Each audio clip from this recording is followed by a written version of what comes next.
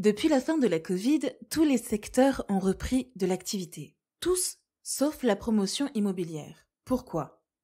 Bonjour et bienvenue dans une nouvelle vidéo de Draw My Economy Weekend. Aujourd'hui, nous allons parler de la raison pour laquelle, bien qu'il y ait la demande, la quantité de logements neufs n'augmente pas. Je vous ai déjà parlé d'Ella qui avait des problèmes à cause de la loi climat et résilience. Ella a une cousine, Ida. Ida Ktilo est assistante. Elle est mariée à Bob, qui, lui, est promoteur immobilier. Concrètement, Bob a une petite entreprise de promotion et de financement immobilier dans le neuf. Le problème est le suivant. Bob et Ida cherchent à changer d'appartement.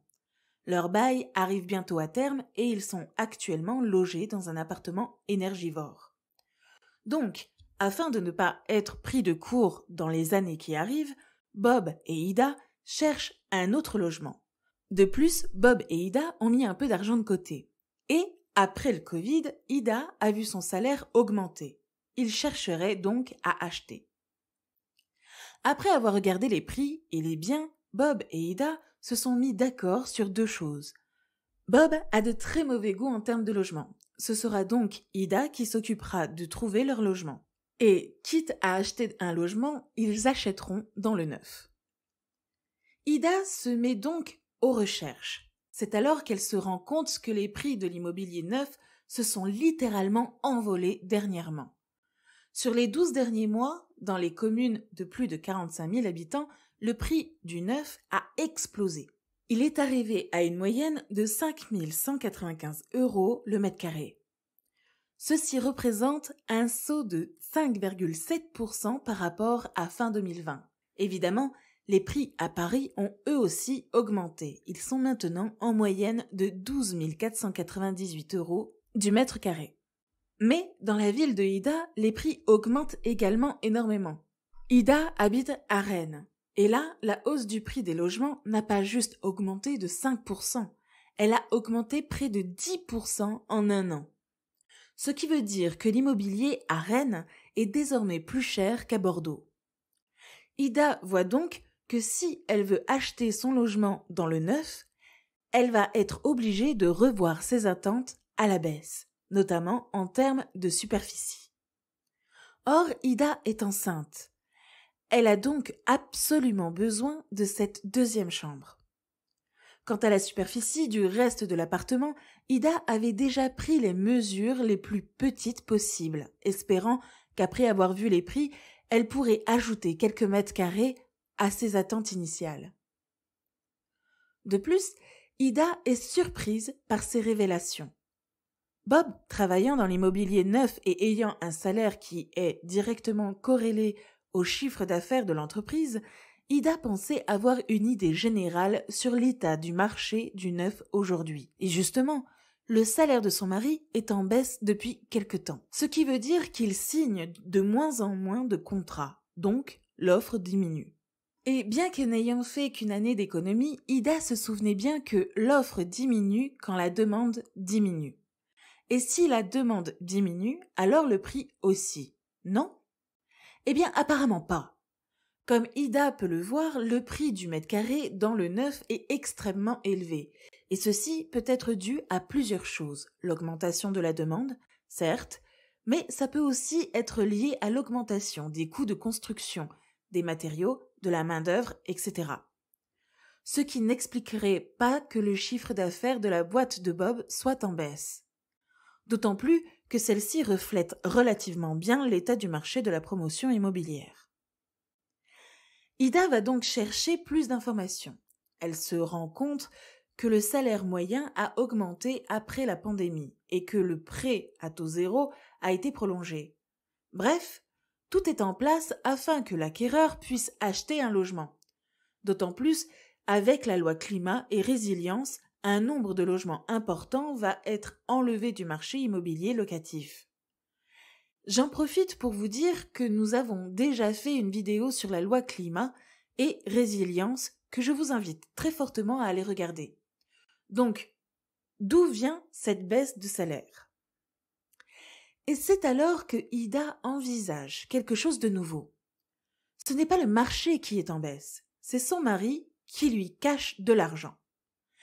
Elle court le voir pour le percer à jour, lui disant qu'elle a découvert qu'il avait une autre femme et des enfants avec elle. Et ce n'est pas faux. Bob a bien une autre femme et des enfants avec elle. Mais ce n'était pas la réelle raison de la baisse de son salaire. Donc, il nie. Pour une fois qu'il a une excuse valable, il va l'utiliser. Bob explique donc à sa femme, pardon, je devrais dire à sa première femme, que non, il n'a pas de famille cachée, mais que le déclin de son salaire est bel et bien dû à une baisse des contrats signés. Ida, ne le croyant pas sur parole, demande des preuves. Alors, Bob lui explique que, depuis 2020, il y a eu une baisse de 3% des permis de construire distribués par les municipalités en France.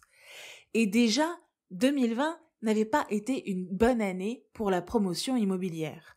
Et ce, pour des raisons évidentes. Mais même par rapport à 2019, il y a eu une baisse de 23,2% des permis de construire. Et pourtant, même 2019 était une mauvaise année dans le secteur de la promotion immobilière. En 2020, en plus du Covid, il y a eu les élections municipales. Et dans le secteur qui dit élections municipales, dit qu'un an auparavant, durant la campagne municipale, il y aura une baisse de la distribution des permis de construire. Donc, de voir que, même par rapport à une année de campagne municipale, 2021 est une mauvaise année pour la promotion immobilière, ça en dit long. Si vous voulez un chiffre précis, dites-vous que, par rapport à 2017, la quantité de permis distribués a chuté de 50 000 permis. Et ce, malgré le fait que tous les indicateurs montrent que nous sommes dans une période très propice pour construire dans l'immobilier. Donc, non, ce n'est pas, ou en tout cas pas entièrement, à cause de sa deuxième famille, que Bob n'a plus le même salaire qu'avant. C'est bien lié au fait que les municipalités veulent restreindre la quantité de construction nouvelle. Mais pourquoi ? Il est clair, selon la FPI, la Fédération des promoteurs immobiliers, qu'il y a une pénurie de logements répondant aux besoins actuels des ménages, et que la quantité de logements neufs étant mis sur le marché n'est clairement pas suffisant pour pallier cet écart grandissant entre l'offre et la demande. D'ailleurs, selon la FPI, l'impossibilité de construire pour beaucoup de promoteurs est due à un choix implicite des municipalités sur l'accroissement de la rareté du neuf dans leur ville. Et ce, pour les rendre plus attractives. Autrement dit, il n'y a pas de raison autre que le caprice des maires. Comme vous pouvez l'imaginer, ceci a beaucoup contrarié Ida, qui s'est empressée de demander un rendez-vous avec le maire de sa ville afin de le faire changer d'avis. Mais si les politiques voulaient être proches du peuple et les aider, ils n'auraient pas fait de politique. Donc, sans trop de surprise, le maire n'a pas accepté de la recevoir. Ce qui nous laisse avec la question: où vont aller vivre Ida et Bob ? Clairement, le neuf coûte trop cher pour eux, et ils ne trouvent pas ce qu'ils veulent dans les autres logements visités. De plus, la loi climat et résilience leur interdit de continuer à louer un logement énergivore, même s'il leur permet d'avoir plus d'espace. La solution qui s'impose à eux est donc d'acheter un logement énergivore pour en faire leur résidence primaire. Ce qui nous amène à nous questionner sur la rentabilité du projet. En effet, aujourd'hui, la loi de climat et résilience interdit de louer son bien énergivore d'ici 2025.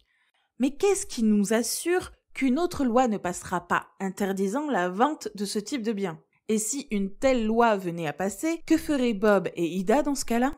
Ils seraient voués à ne plus déménager ? Merci d'avoir regardé cette vidéo. Si elle vous a plu, mettez un pouce vers le haut et partagez-la. Et je vous dis à très bientôt.